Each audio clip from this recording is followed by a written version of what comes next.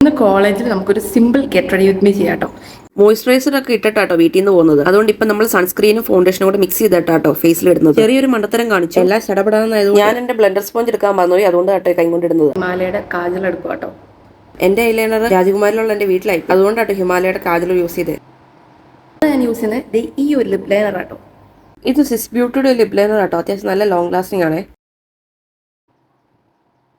ഇത് നമ്മുടെ ഈ ഒരു ക്രയോൺ ലിപ്സ്റ്റിക് ആട്ടോ ഞാൻ ഇടുന്നത്. ഞാൻ എൻ്റെ ബ്ലഷ് ആയിട്ടുള്ള ലിപ്സ്റ്റിക് എടുത്തില്ല, അതിന് നമ്മുടെ ഈ ക്രയോൺ ലിപ്സ്റ്റിക് തന്നെ 2 ഡോട്ട് അങ്ങോട്ടും ഇങ്ങോട്ട് കൊടുക്കാവേ.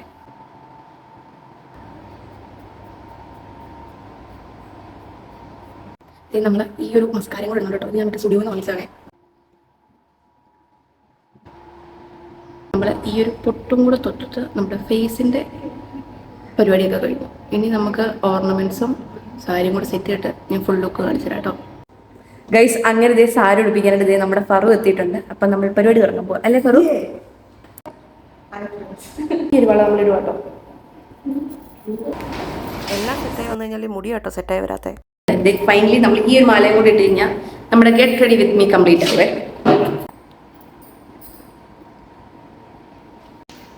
അപ്പൊ ഗൈസ്, ഇതാട്ടോ എൻ്റെ ഫുൾ ലുക്ക്.